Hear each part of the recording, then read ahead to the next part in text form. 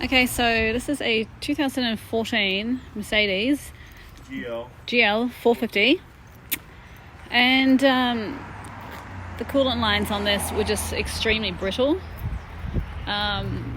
Basically, you go to pull on it and it crumbles in your hand pretty much. So we've had to replace a couple of these, but we're actually in the process of it right now. But one of these coolant lines was extremely hard to get out.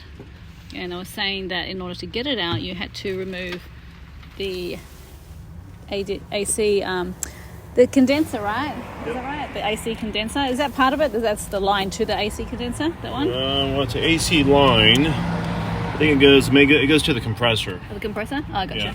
Yeah. Okay. So anyway, basically they were saying that had to be removed in order to get in there. But we actually got it removed thanks to if you remove the Snoops AC here. compressor, yes, I'm sure you can do it that way, but it's a lot of work, right? Yeah. We're trying to get this line off because here's a brand new line that's going to go in. Okay, let's show that part number because that was really hard to track down. Yes. That line. On this line, that's the part number, turbo coolant line. Okay. And this is the line that we're still trying to get off. However, we cannot get this line off because this line right here was on top of it, like that. Oh, okay. So you take the bolt out, and then it took forever to get this out, just to be able to get to this one. Yeah. How many hours did it take? It took about 3 or 4 hours, but if you do it the right way, you can get out a lot faster. I was doing a lot of trial and error. The thing that worked out best for me was to get this line off of this line, to get this out first. Yeah. I took, let me see here. I took this right here. See the shape of that? Let's have a look. Yep. And I put it in there. Wait for him to drive by. Just can't hear anything. So I put it in there and I was just kind of wedging it out, and then I would get my hand through here also and grab the line and wiggle back and forth as I'm pulling out that way as I have pressure on it. Yeah. And then when I could get enough space, then I would turn this and stick it in this way. Okay. And I would stick it right on top of the line.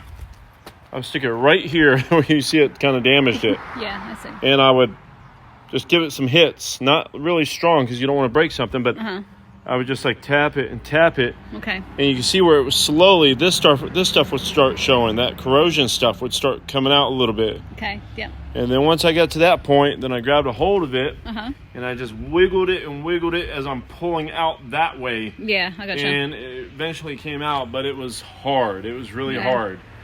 But to take the AC compressor out, we're talking about more work too. Yeah, you know? Potentially hours for that as well. Yeah, you know? Exactly. So it's like pick your poison, you know? Yeah, but hey, at least we know it's possible to do it this way. We know it's possible to do it you this know, way. there was no other. It was just one bolt, right, holding in both those lines together. Yep. Right, just the one bolt. So that way you know it's just a matter of wedging in that thing out. You know. Oh yeah. Prying it out. So and this line is, we think, still usable. Okay. Hey, do you want to show those other lines too that we ordered? Do you have those there?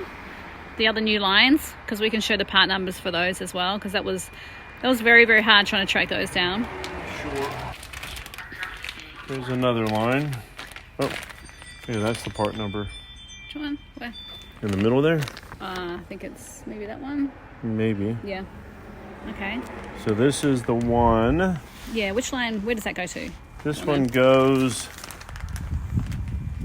kind of in the middle of the engine down here. And then the top of this connects to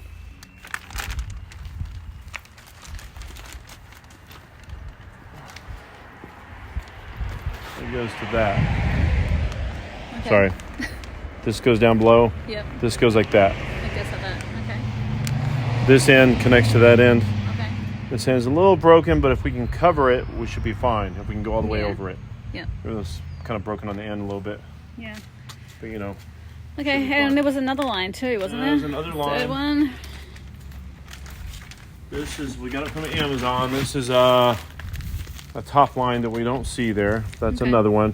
radiator overflow hose pipe for Benz. Okay. That's from Amazon. Mm-hmm.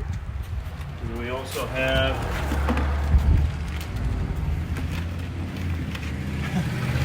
we got a lot of lines here. Yeah. This goes on the, I believe, the passenger side. Okay. Passenger side turbo, like that. Okay. And the part number for this. Probably on there. Let's have a look. Let's see here. That might be there. There it is, right there. Yep. That's the one. Okay, awesome. Okay. And those lines we ordered from Mercedes in, I think it was Huntsville, Alabama. Huntsville, Alabama. I don't know why, but for some reason their quote was cheaper than the Huntsville in Nashville. Yeah.